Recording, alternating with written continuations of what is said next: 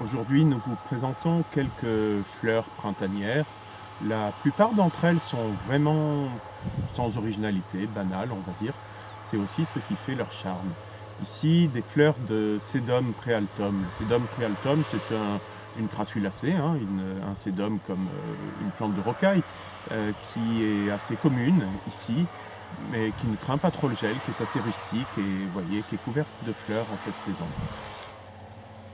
Des anthémis doubles, un Aeonium Schwarzkopf en fin de floraison. La floraison dure très longtemps. Des muscaries et des tulipes de différentes couleurs, vraiment les fleurs de cette saison qu'on voit un peu dans tous les jardins.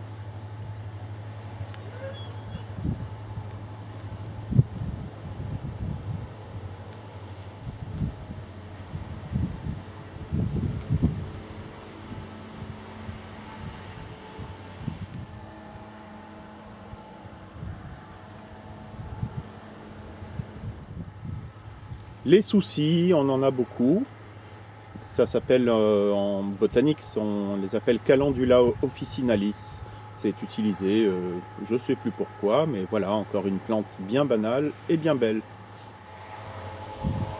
Des anisodontea qui sont déjà fleuris, c'est une malvacée comme les lavataires. Ça vient d'Afrique du Sud. Ici, c'est très très rustique, ça fleurit à peu près de mars jusqu'à novembre. Des ostéospermums qui sont tellement grands qui se faufilent dans le grand anthémis qui commence à peine sa floraison. Encore des anthémis, il y en a beaucoup dans le jardin, de couleurs variées, simples ou doubles, ici des simples.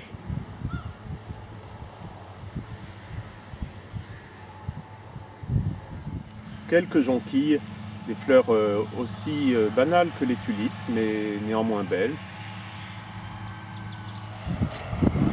Des oriops, vous voyez que c'est très proche de l'anthémis, ça se ressemble, mais ça devient beaucoup plus grand. De nombreux érissimums que je vous ai déjà montrés en photo, les voilà en film.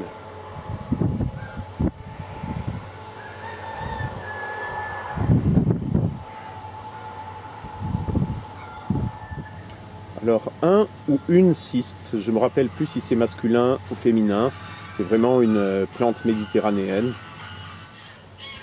Un Aeonium urbicum meridionale qui prépare sa floraison. Des érissimums encore, mais d'une autre couleur que ceux qu'on a vus jusqu'à maintenant. Des iris réticulés qui fleurissent assez tôt ici. Des petits cyclamènes de printemps, une anémone de Caen,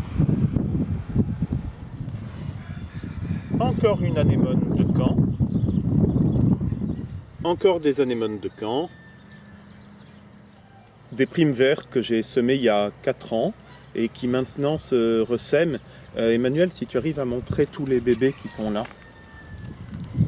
Quand elles ont fait leurs graines l'été dernier, je les ai secouées. J'ai bien arrosé et ça assure la pérennité. Alors comme ce sont des hybrides, elles changent un peu de couleur, mais c'est encore plus beau.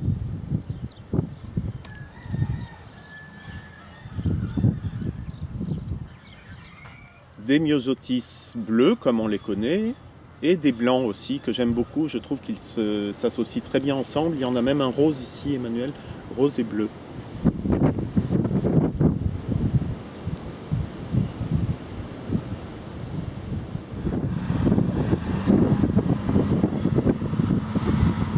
Le romarin officinal qui est plutôt en fin de floraison puisque le romarin fleurit en février.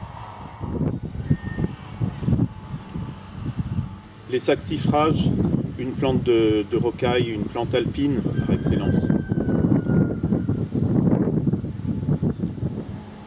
Les fameux groseilliers à fleurs ou cassissiers à fleurs comme vous préférez.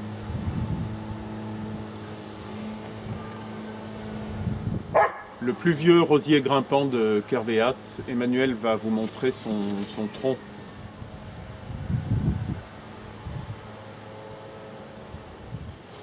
Les pervenches qu'il faut contrôler parce que sinon elles vont partout. le poirier qui commence à peine à fleurir. Encore un autre type de giroflée, ces violettes et les blanches, Emmanuel, qui sont à droite.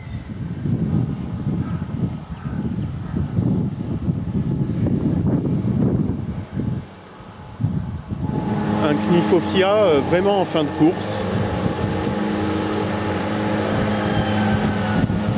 Des ajoncs.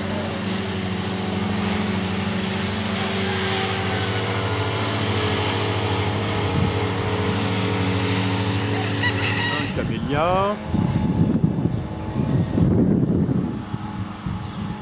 Un magnolia qui était censé être un Soulangiana mais qui n'en a pas trop l'air. Un Magnolia stellata, vous voyez, un peu en étoile, qui est très parfumé.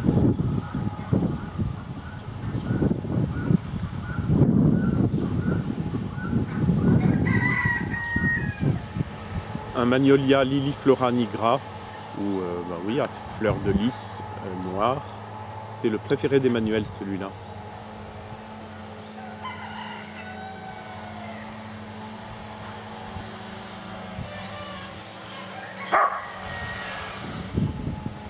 Alors voilà qui conclut notre bouquet de fleurs de ce samedi 28 mars 2020. On avait voulu en fait pour vous remercier de votre patience hier. On a eu des problèmes techniques informatiques qui ne nous ont pas permis de publier l'animé de vendredi avant la nuit finalement. Et en plus avec mon idée de grand plan séquence continue, c'est très mouvementé, ça donne le mal de mer. Il y a beaucoup de vent, aujourd'hui aussi malheureusement. On voulait vous offrir donc un moment de calme et de beauté esthétique pour ce samedi. Et ce sont donc ces quelques fleurs de Kervéat pour vous souhaiter une très belle journée.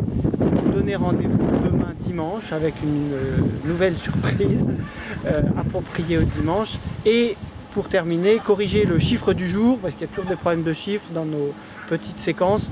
Hier, à la distance entre Plouarzel et Menton, c'est 1493, j'ai dit 1393, mais donc 1493 km près des 1500 que j'avais annoncé au début.